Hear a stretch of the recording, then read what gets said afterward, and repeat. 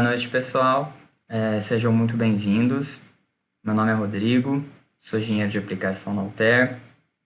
Minha palestra hoje é como otimizar o projeto de peças fundidas através de simulação. Okay? A gente vai falar das ferramentas de simulação, né, do CAE, e a gente vai usar como contextualização um estudo de caso da indústria de fundição. Aqui alguns tópicos que a gente vai discutir na agenda. Então, a gente vai ver, basicamente, como usar, a simulação, o Computer Aided Engineering, que é o CAE, a engenharia assistida por computador, na resolução de problemas na indústria. O estudo de caso vai dar para a gente uma visão bem prática de como que é essa aplicação, tá? No projeto, no dia a dia, e como que essas ferramentas auxiliam, o usuário, não só na solução de problemas, mas também na proposição de melhorias e todo tipo de estudo, que a gente consegue fazer tendo essas informações disponíveis, essas informações que o software é capaz de trazer para a gente. Eu vou fazer uma demonstração do Altair Inspirecast, que é o software da Altair para simulação de processos de fundição, tá? Que foi usado para o estudo de caso aqui. E, por último, a gente vai conversar um pouco sobre as parcerias acadêmicas do Altair, que a gente tem muito interesse em ter parcerias com estudantes, graduação, pós-graduação, professores. Então, eu vou mostrar um pouco de como que a Altair fornece esse acesso nas universidades. Então, agora sobre a Altair, O que é a Altair e quem nós somos? A Altair, ela tem uma visão de transformar, a tomada de decisão dos nossos clientes. Tradicionalmente, através de simulação, mas não só isso, mas fornecendo todas essas ferramentas, de análise de dados, computação de alta performance, criando esse ambiente, com transferência de tecnologia, transferência de know-how, onde a gente tenha uma situação de convergência dessas tecnologias e o usuário possa aproveitar no seu dia a dia cada uma delas, da maneira com que seja mais propício, para o ambiente onde ele está inserido, para que ele possa tirar o máximo de proveito. Então, a Altair costuma muito ter essa filosofia de ser parceiro, dos nossos clientes, proporcionando aí uma maior facilidade na tomada de decisão e resolvendo juntos os problemas, e não simplesmente vender um produto. Então, a Altair é essa parceira de tecnologia, dos nossos clientes, seja universidades, empresas, os usuários também. Então, a Altair, ela atua nas mais diversas áreas, O portfólio de soluções da Altair é muito amplo. Então, as mais diversas áreas, como a simulação de modelagem de sistemas, manufatura, eletromagnetismo, análise estrutural, fluidos, térmica, encaixam em diferentes indústrias, dentro da indústria aeronáutica, automobilística, química, materiais. Então,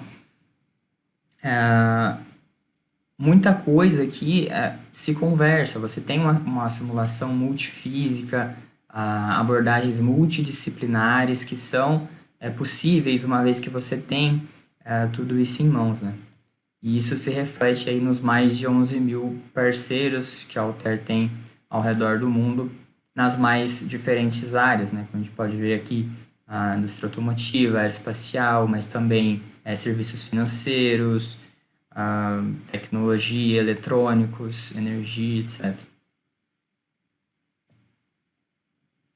Então, agora entrando no próximo tópico, que é uma introdução aqui bem básica, para a gente discutir o que é CAE, o que é simulação, engenharia assistida por computador.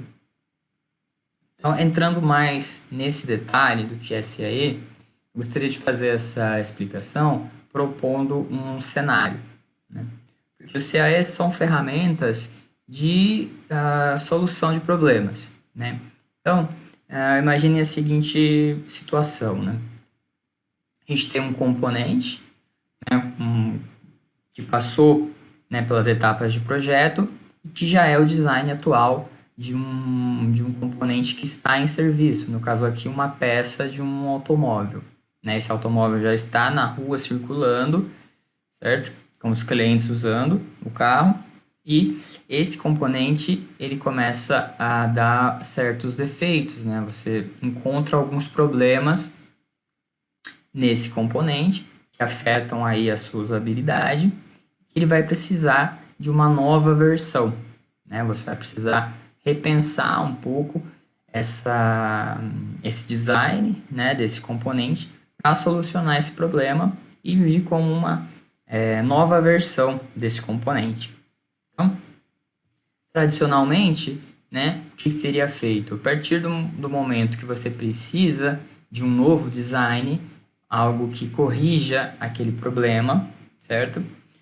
Você vai precisar refazer, né, basicamente o processo de design naquela peça, incluindo agora essa nova restrição, esse novo desafio, que é evitar esse novo problema que surgiu, que não foi levado em conta no primeiro design, né?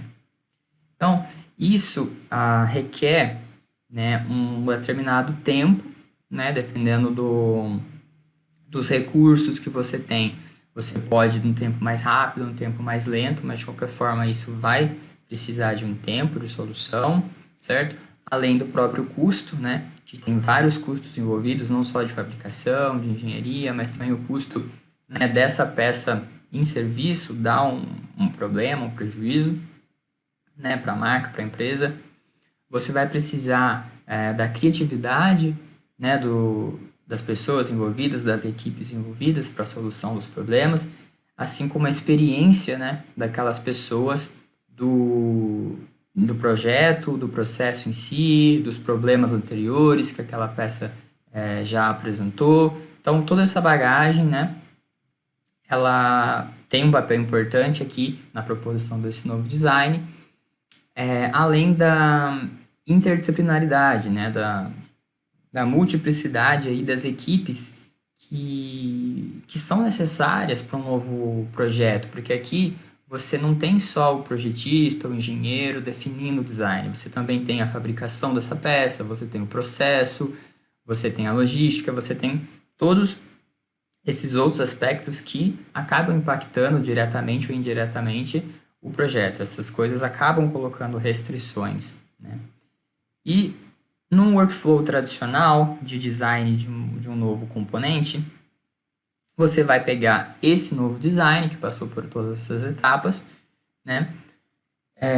Vai ser criado um protótipo para que sejam feitos testes físicos deste protótipo, né? Dependendo do que for, né, esse componente, vão ter normas a ser seguidas, certificações, né, ensaios aí de segurança, vários requisitos que precisam ser cumpridos, né, de qualidade,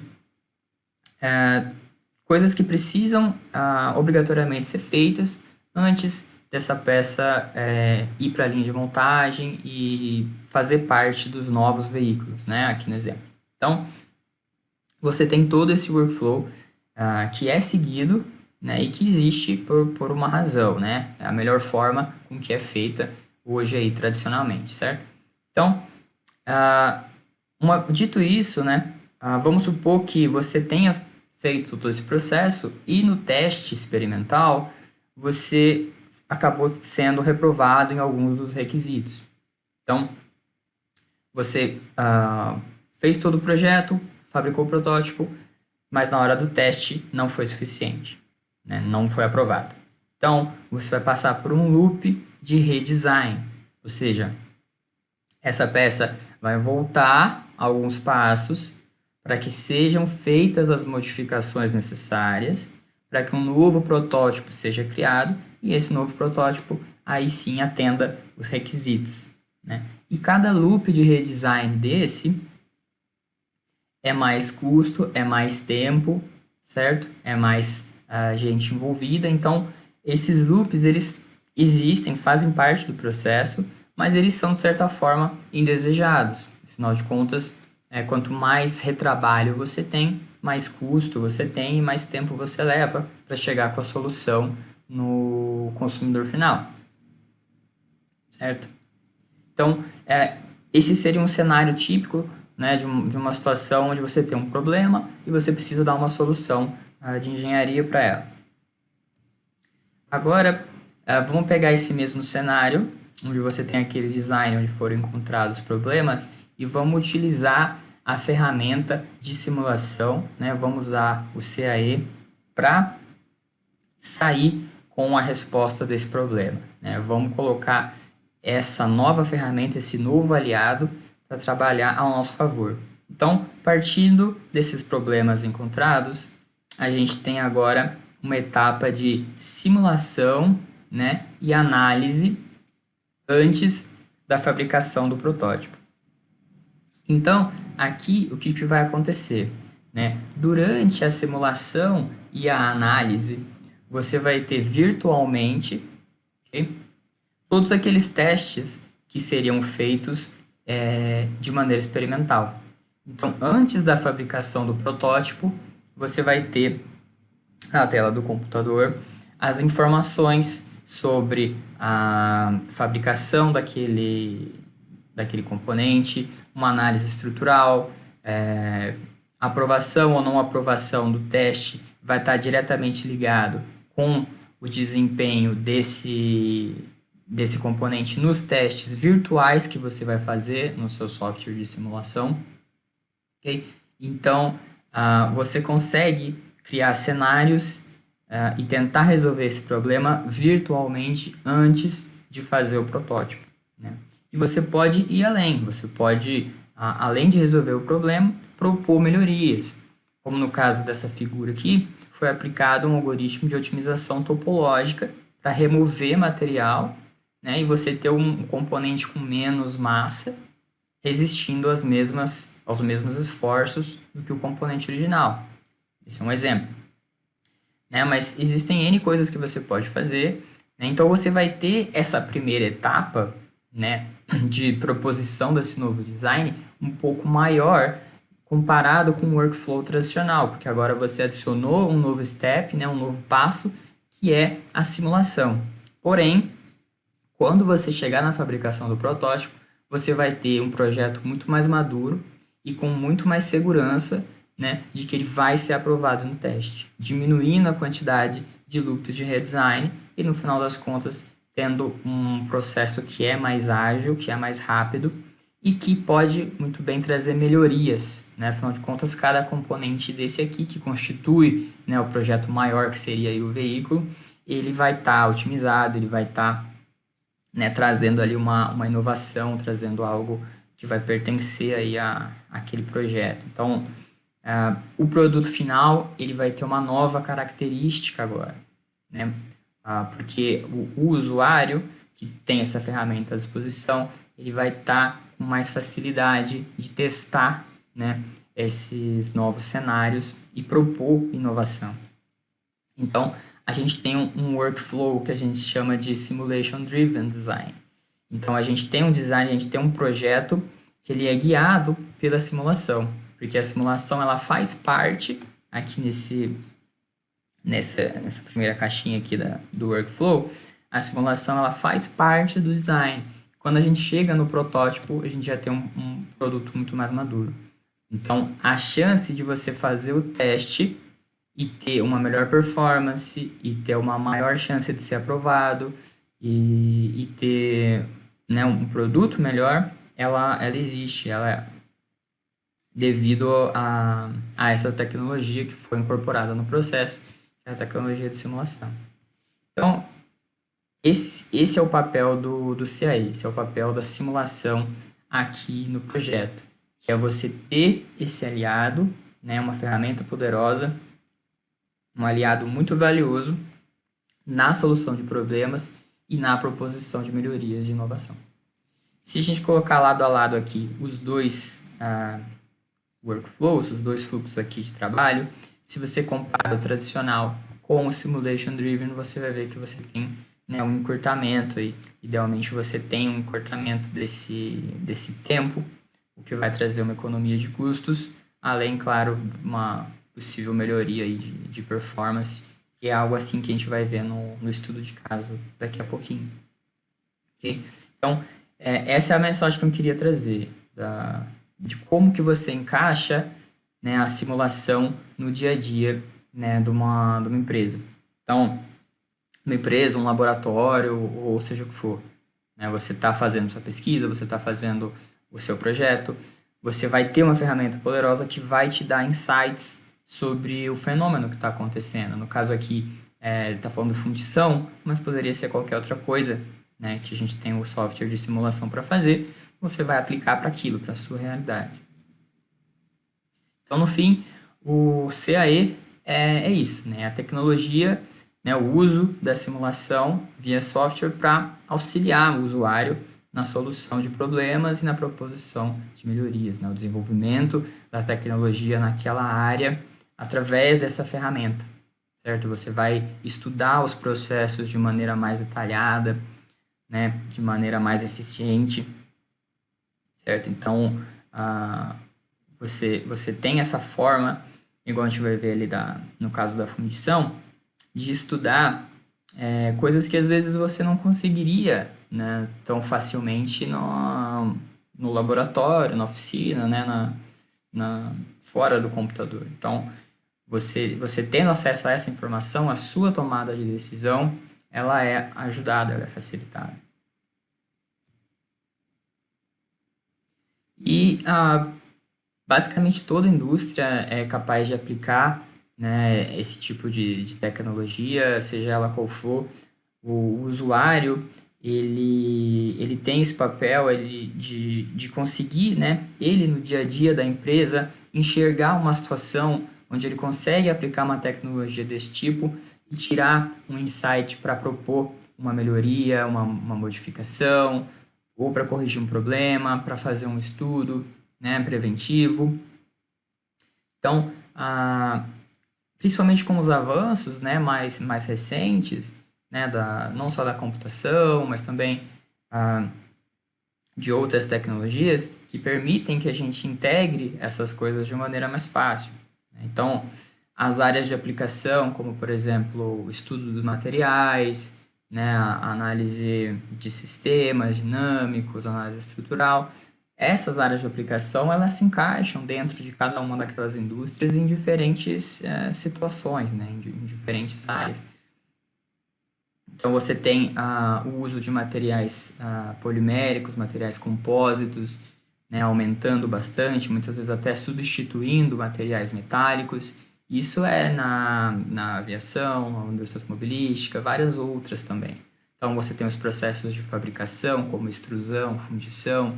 Você precisa que virtualmente, né, dentro do software, você tenha uma representação adequada daquele material, né, das microestruturas, das dependências, né, da temperatura, todos os fenômenos ali que acontecem e que são importantes no resultado final na vida real também vão ser importantes dentro do software.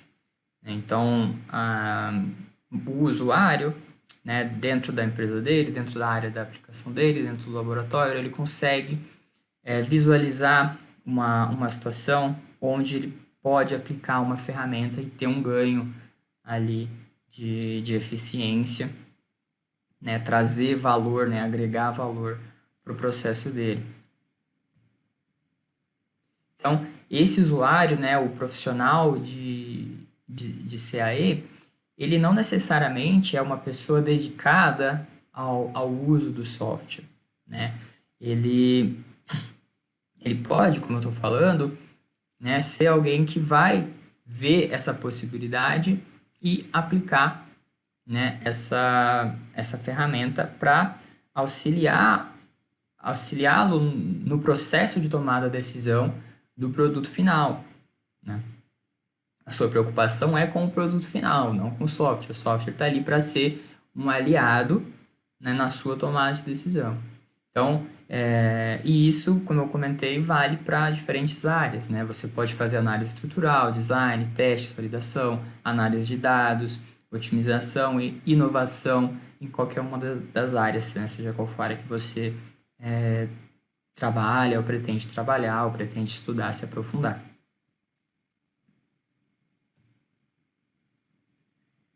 Então agora vamos falar do exemplo de aplicação que eu trouxe para discutir com vocês hoje.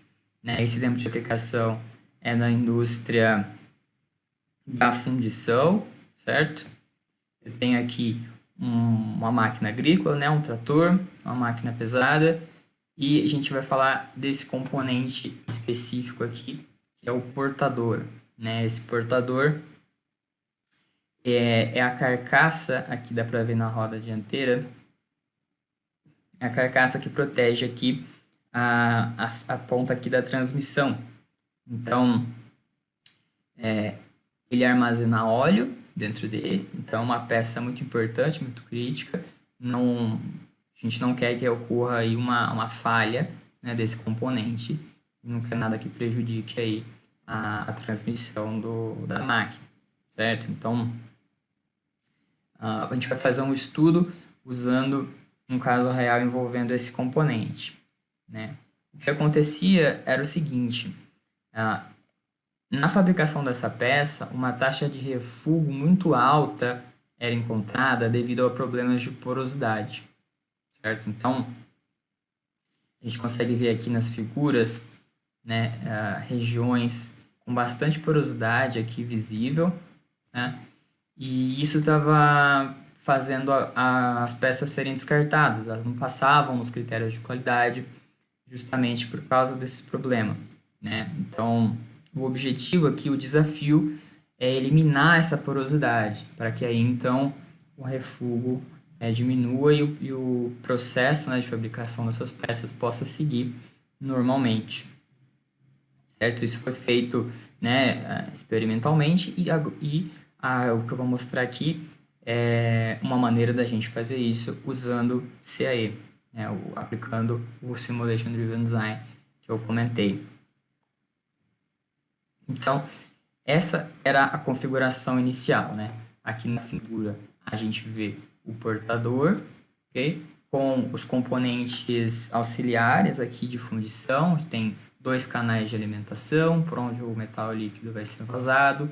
A gente tem aqui 4 maçalotes secundários e um maçalote principal aqui no meio com uma luva de proteção. O material é esse GGG40, okay? Aqui a gente tem algumas características do processo, temperatura de vazamento, tempo de 6 segundos, molde de areia, produção de 20.000 unidades por ano desse componente aqui, certo? Então, essa era a condição onde era fabricada essa peça aqui, inicialmente, e existia o problema da porosidade, era com essa configuração aqui real, okay? E que foi trazida aqui via CAD para dentro do software Inspirecast, onde a gente vai fazer as análises que eu vou mostrar aqui. Okay? Aqui nessa tabelinha eu estou ressaltando algumas massas aqui. A massa do produto é essa, um produto até pesado aqui, cerca de 20 quilos, mas a gente tem aqui mais de 11 quilos de massa que não é a massa do produto, Não é uma massa útil, entre aspas aí. São as massas dos componentes adicionais. E com base nessas massas, a gente tem uma grandeza que a gente chama de rendimento volumétrico. Ou seja, quanto mais componentes adicionais a gente precisa para produzir aquela peça, mais perda a gente vai ter no final. Ou seja, um rendimento baixo comparando essas massas. Então, o que a gente quer é ter um componente fabricado com um bom rendimento volumétrico. Quanto mais alto esse número aqui, melhor, certo?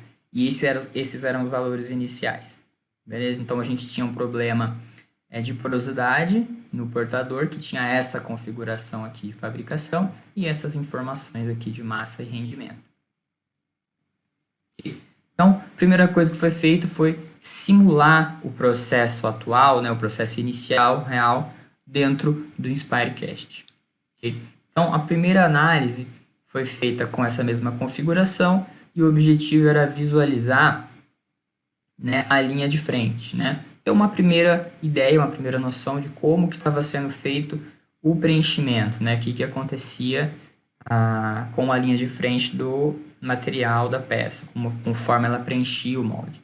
Então, analisou-se aqui rapidamente, viu que a linha de frente ela avança de maneira uniforme e as últimas partes a serem preenchidas são os maçalotes. Então, conduz aí possíveis detritos para dentro dos maçalotes. Então, aqui a gente não viu nada que pudesse indicar, né, porosidade naquela região. Aqui até o que a configuração poderia estar sendo considerada ok.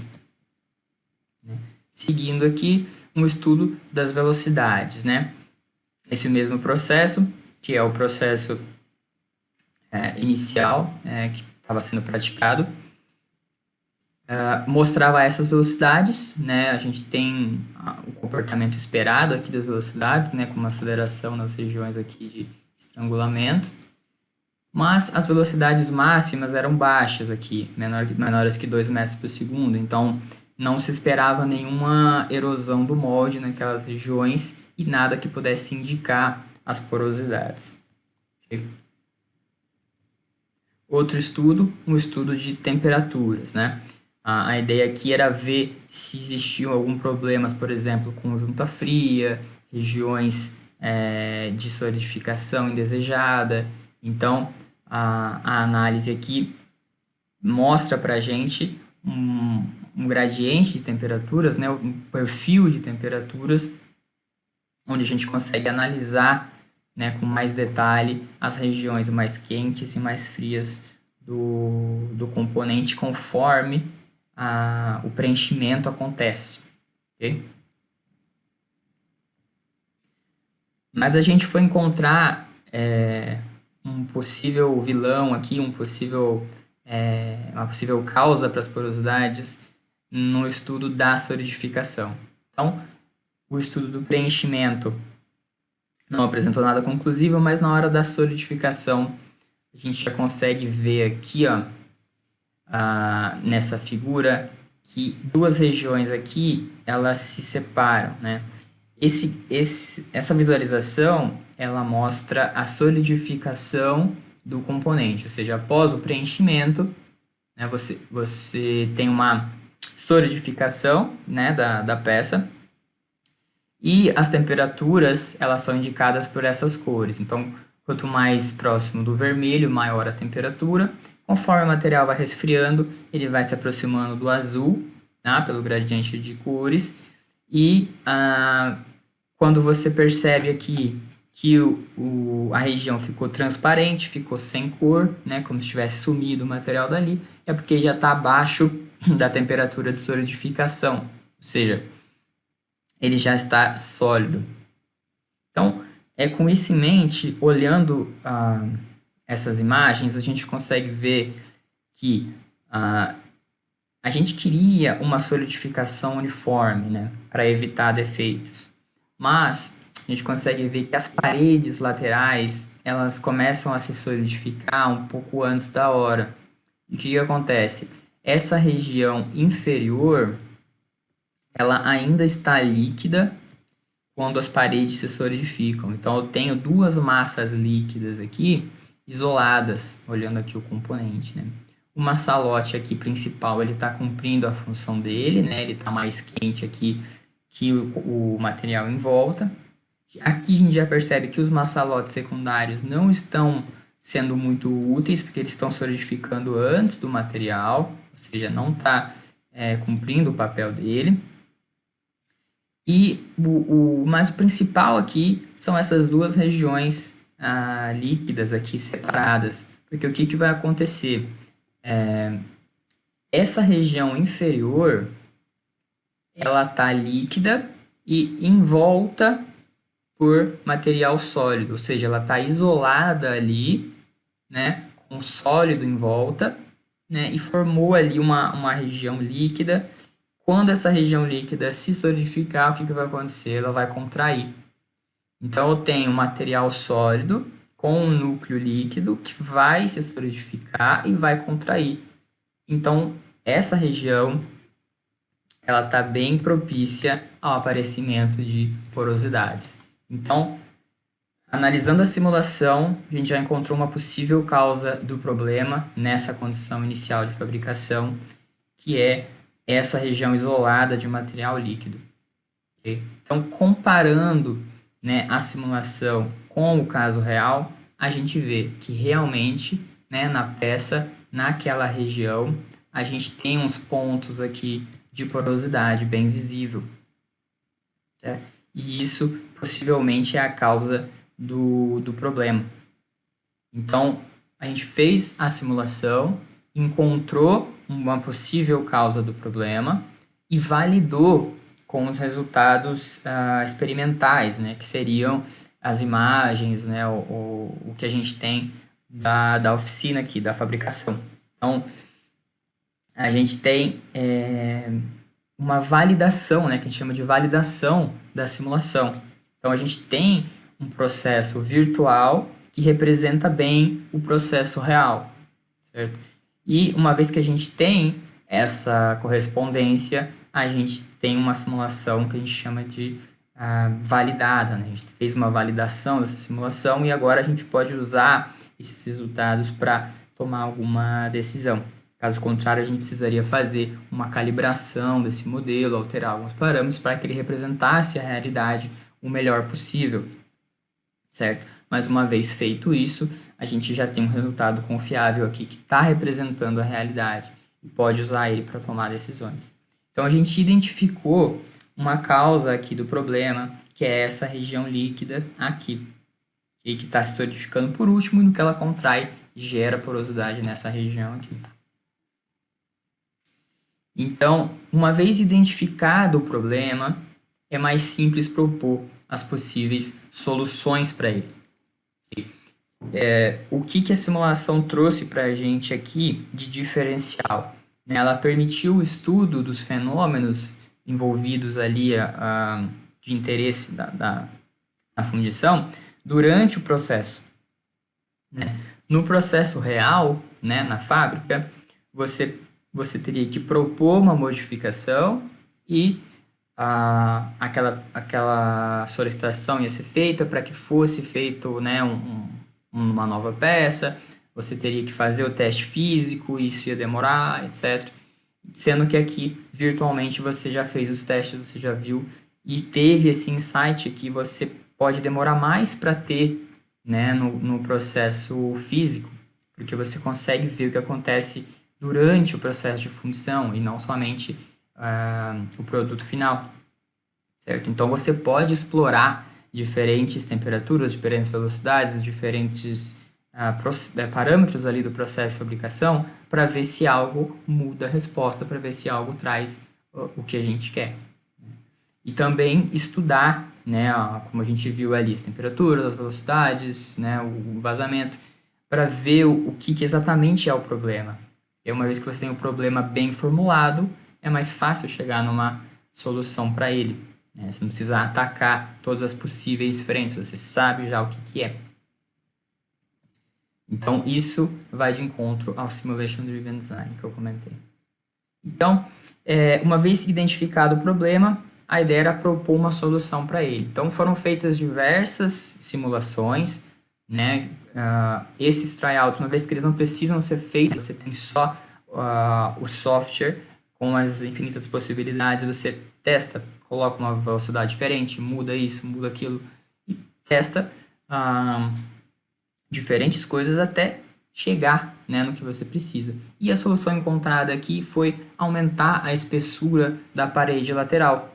Né? Aumentando a espessura da parede lateral, como a gente vê aqui nessa vista de corte, a gente vai permitir que exista uma maior massa nessa região e que assim a gente evite aquela solidificação que estava um pouco prematura ali. Além desse aumento dessa espessura, foi feito um detalhe aqui nessa região para que a gente pudesse guiar aqui de forma mais fácil, né, encurtar o caminho dessa região onde a porosidade estava acontecendo até o massalote, que é onde a gente quer que seja o último ponto de solidificação. Então, esses detalhes aqui de geometria foram alterados, ok? Obviamente que depois a peça ainda vai ser usinada, ainda vai ser preparada, então essas eram modificações possíveis de serem feitas, tá? Não tinha nenhuma restrição quanto a isso. Então, a gente conseguiu fazer isso sem ter que mudar molde, sem ter que fazer diversos tryouts físicos. Então, rodando aqui agora uma simulação com essa nova proposição, a gente vê que a solidificação ela acontece da forma adequada. A gente consegue ver que o último ponto de solidificação caminhou para dentro do massalote como a gente queria, né? E que a região de material líquido que estava ficando isolada aqui embaixo não existe mais, né?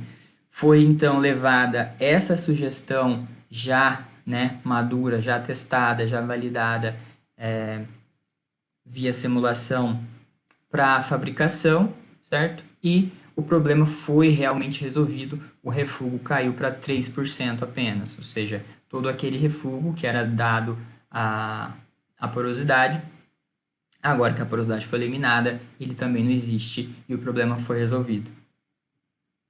Okay? Então, a gente tem o problema resolvido, né, nesse ponto.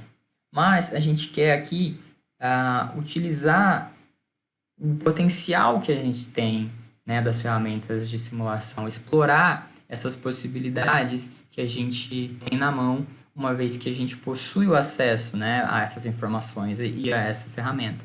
Então, a gente quer otimizar a fabricação dessa peça. Otimizar em que sentido? Né? Aumentando o rendimento volumétrico. Né? A gente viu que, devido, né, aos processos que já vão existindo, muitas vezes, né, a revisão em cima de revisão, ou nas tentativas de solucionar o problema, muito ligado àquilo que a gente comentou, de não ter a visualização do que está acontecendo durante o processo e somente o resultado final. A ideia é eliminar, né, possíveis componentes adicionais, como massalotes, canais, detalhes, que não estejam cumprindo a função necessária, né, e estejam diminuindo o rendimento de maneira desnecessária. Então, foram feitos diversos tryouts, diversas tentativas, certo? Diversos estudos, ok? Todos virtuais, até que a gente tivesse uma nova proposição para ser feita, né? Uma proposição já madura, já testada, para que pudesse seguir para a fabricação um processo mais otimizado. E o tryout final aqui proposto tem um rendimento volumétrico de 3,38, muito maior com o que a gente compara aqui de 1,85 que a gente tinha de início, né? Porque foram removidos componentes adicionais que agora com a simulação a gente descobriu que eram desnecessários. Né? Se a gente for ver aqui mais no detalhe, esses massalotes secundários, que eles estavam aqui para cumprir o papel, né, de fornecer material líquido aqui para essa região, assim como está fazendo esse massalote primário aqui principal, eles estavam solidificando antes da hora, ou seja, eles não estavam cumprindo o papel deles aqui, e eles foram removidos. Bem como esse outro canal de alimentação. O canal de alimentação principal, ele estava conseguindo fazer um fornecimento de material adequado, certo? Os tempos de preenchimento estavam razoáveis, a solidificação não estava tendo nenhum outro problema, certo? E então esse outro canal ele também foi removido, porque ele não era necessário, né? Você tem agora aqui uma facilidade maior de entender esses detalhes, né? Foi proposto também uma mudança na geometria do canal, né? O canal de alimentação aqui agora ele tem esse detalhe para guiar, né, mais facilmente os dois fluxos aqui de material para as laterais aqui dessa forma circular que tem a base, né, do portador. A gente não quer um jato forte batendo nessa parede. A gente quer dois jatos guiados aqui no sentido onde ele tem liberdade para correr e preencher. Então, foi feita essa alteração também na geometria, né? E no fim das contas a gente tem uma peça com preenchimento adequado, solidificação adequada, né, o problema foi resolvido e sem agora componentes necessários, ou seja, um processo muito mais otimizado. A porosidade, a gente vê aqui que ela fica restrita ao componente do maçalote, não tem nada no corpo aqui do portador. Okay? Então, as ferramentas aqui de simulação foram usadas não só para resolver o problema, mas para ir além e para propor melhorias, para otimizar, no caso aqui, o processo de fabricação, remover tudo que era desnecessário e melhorar, né, o processo. Então, saindo do projeto original, a gente chegou no projeto de baixo refúgio, simplesmente eliminando o problema da porosidade, porque a gente conseguiu ter esse insight, essa visualização do que estava acontecendo, né, e ir direto na causa do problema. Okay? E a partir daqui, né, a gente foi além e removeu os componentes desnecessários, otimizou o processo, né, aumentou o rendimento volumétrico mais de 70%. Okay? Com a facilidade de você estar fazendo isso via software. Então, no fim das contas, foi economizado por peça quase 50%, né, do material, o que representa anualmente mais de 270 toneladas, né, dada a produção de 20 mil unidades que a gente tinha, que eu comentei anteriormente. Então, é uma forma de melhorar realmente de forma substancial, né, os produtos, os processos.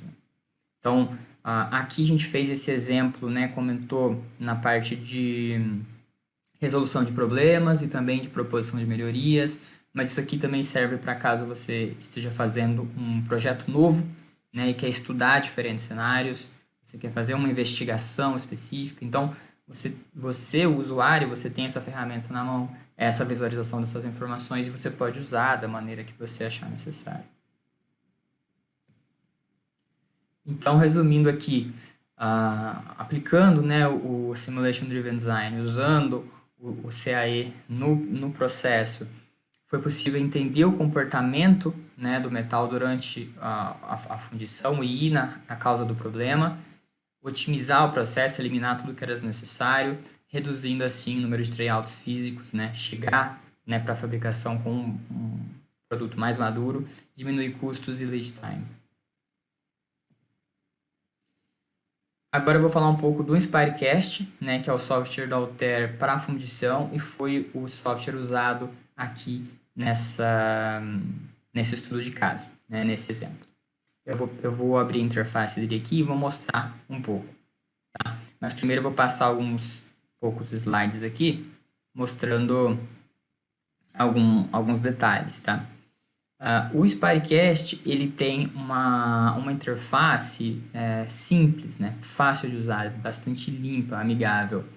Né? Isso faz parte da filosofia mesmo, né? do software, né? De como que a gente quer que ele seja usado.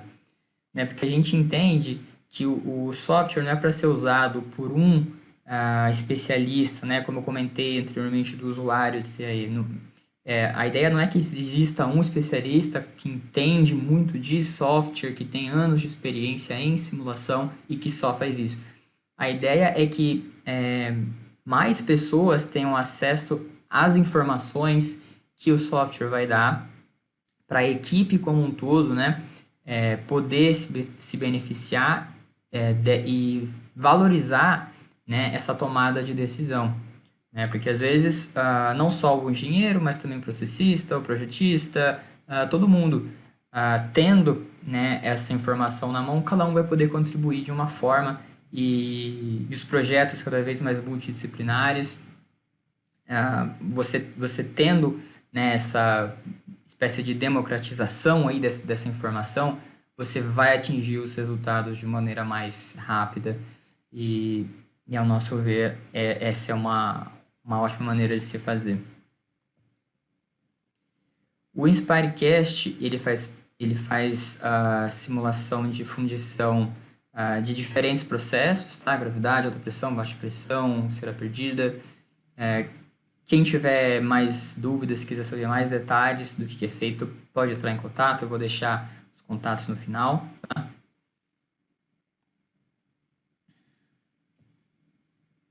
Você consegue ver resultados do preenchimento, da solidificação, né? Tem diferentes resultados, né? Visualizações ali bastante intuitivas, para que a gente possa ir direto ao ponto, né? Entender o que está acontecendo.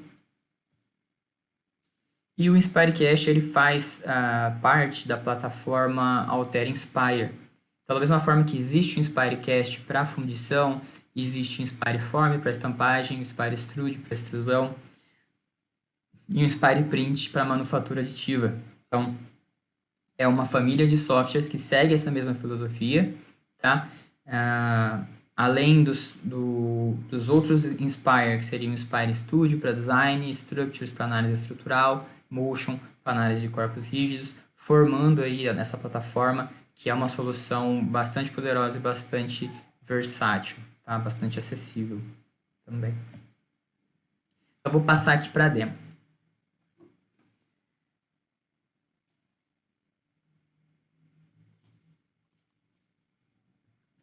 Aqui eu tenho a interface do Inspirecast, ok? Então, como eu comentei, vocês podem ver que ela é bem limpa, bem simples, tá? Na parte aqui de fundição eu tenho só 5 botões, tá?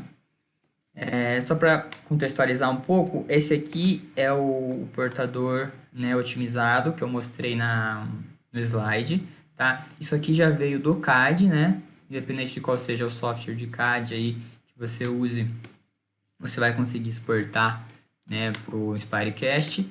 E uma vez que você tem os componentes aqui dentro, você vai seguir essa ordem aqui para fazer o setup da sua análise. Então, você vai indicar qual é a peça fundida, no caso aqui o portador, vai dizer o material, né, a especificação, a temperatura, né, você pode abrir a biblioteca de materiais aqui e ver, né, as propriedades de material, as propriedades aqui de mudança de fase, condutividade, viscosidade, etc.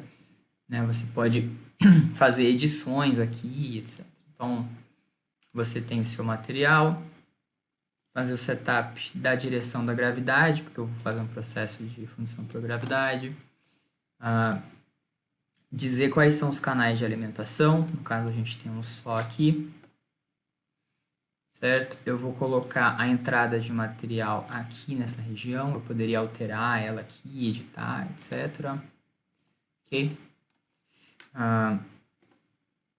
Eu estou passando bem rápido aqui porque a ideia é mostrar para vocês como é simples, tá? Quem quiser ver mais material, tiver alguma outra dúvida, alguma curiosidade, depois a gente vai poder conversar melhor.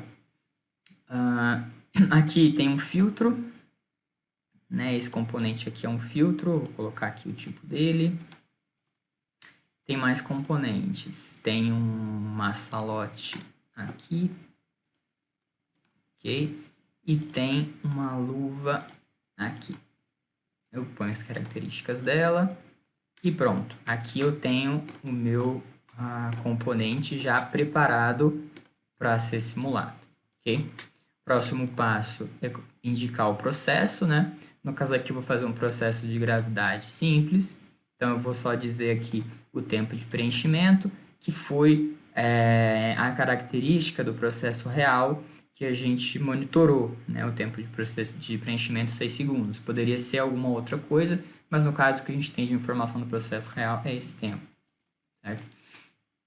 Setado o processo aqui, eu vou clicar em analisar, eu vou ter algumas propriedades aqui com relação ao software, né? Por exemplo, o tamanho de elemento, da malha de elementos finitos, se eu vou executar uma análise de preenchimento, de solidificação ou as duas, ok? Alguns outros parâmetros avançados, referentes ao solver, ok?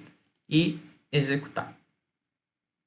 Né? Executando aqui, ele vai começar a rodar a análise e enquanto ele roda a análise, eu consigo ver na pasta de execução os arquivos de saída, os arquivos de log e monitorar o que está acontecendo durante a análise, né? para ficar de olho um pouco, né, nessa parte operacional aqui do software, se está correndo tudo conforme esperado, tá? Antes de ver os resultados finais. Eu vou cancelar aqui para fechar esse. E vou colocar aqui na tela esse outro que já está com os resultados. A rodada foi até o final e aqui já está com os resultados. Então, clicando aqui, eu consigo ver os resultados. Ele vai carregar os resultados de preenchimento e de solidificação, tá? Que foi o que foi pedido no setup da análise, certo? E aqui eu posso escolher se eu quero ver os resultados de preenchimento ou de solidificação, que tipo de resultado que eu quero ver, né? Temperatura, velocidade, pressão, etc. Né? Vamos supor que eu quero ver temperatura. Eu dou um play aqui na animação e ele vai animar para mim, igualzinho a gente viu nos slides ali, né? E eu consigo avaliar a cada passo aqui de tempo o que está acontecendo em cada etapa, ok? Consigo ver, por exemplo, também na parte de solidificação, mais resultados, né? Eu tenho a solidificação igual a gente viu no slide, para identificar quais regiões solidificam primeiro, quais solidificam depois, juntamente com o contorno aqui de temperatura, né? Para eu avaliar as temperaturas em cada região. Eu conhecendo um pouco mais do material, do processo, eu posso dizer se essas temperaturas estão de acordo com o que eu espero ou não. Okay? Aí aqui eu posso ver outras coisas, como por exemplo porosidade, que foi o que a gente viu no slide, fração de sólido, tempo de solidificação, né? A fração de sólido foi essa aqui que a gente viu, né? A principal que a gente usou no estudo de caso, né? Para entender o que estava acontecendo, né, nessa região. Então, a gente vê aqui que está realmente solidificando de forma adequada e o massalote puxando aqui a solidificação para dentro dele. A gente espera, então, que, né, dado que a última região líquida é aqui dentro do massalote, a porosidade fique dentro dele, que é o que acontece aqui. E se eu isolar aqui o componente do portador, que é a peça fundida, eu vou ver que não tem nenhuma porosidade. Ok? Então, uma demonstraçãozinha rápida do que é o InspireCast. Ok? Agora eu queria concluir a apresentação, né, falando um pouco das parcerias acadêmicas, né, da Altair. A Altair tem parcerias com diversas universidades no Brasil e no mundo. Tá? Essas são só algumas, né, das parcerias acadêmicas da Altair. E a gente fornece todo o apoio para estudantes, graduação, pós-graduação, pesquisadores, professores, tá? Para desenvolver pesquisas, consultorias, aulas, treinamentos, cursos, né? A gente fornece patrocínio a equipes, né? Equipes de projetos especiais como Baja, Aerodesign. A Altair fornece o software gratuitamente, né? A capacitação também para esses alunos. Né? Quem tem as licenças, através da parceria com a universidade ou mesmo com as licenças estudantis, tem acesso, né, a diferentes recursos. Né? A licença estudantil, quem está assistindo agora aqui e tem um vínculo ativo com a universidade, pode ir no site agora mesmo e baixar sem problema nenhum. Vai ter acesso aos softwares do Altair, tá? Pode baixar no computador pessoal, né? Independente de parceria com a universidade ou não. As universidades que tiverem a parceria, aí tem outras modalidades, né, para fazer o uso do software nos laboratórios, nas salas de aula, etc. Mas, mesmo com a parceria ou sem a parceria, os estudantes que tiverem, por exemplo, o interesse de instalar o software no computador pessoal, todos vão ter acesso aos materiais de apoio, né? Tem o Altair Community, que é onde você vai fazer o seu login, né? E vai ter um portal com diferentes materiais, né? Tutoriais, treinamentos, fórum, né? De suporte, blogs. né? Tem os e-books para baixar, né? Que são bastante interessantes, é um material bastante completo. Então, todo esse material de apoio para o aluno que quer aprender e também para as universidades a gente fornece, né? Professores, quem tiver alguma outra dúvida específica, pode entrar em contato também, não tem problema nenhum. Está aqui o meu contato, rodrigo@alter.com. Podem mandar e-mail também no brasil@alter.com. Se quiserem saber as novidades, o que está acontecendo, podem visitar o site, as redes sociais, tá? Mas eu me coloco à disposição para responder qualquer dúvida. Tá, então fiquem à vontade para entrar em contato nesses endereços aqui, tá? Vou ficar aguardando o contato de vocês. Muito obrigado, tá, pela oportunidade de estar apresentando, pela participação. Espero que tenham gostado. Muito obrigado.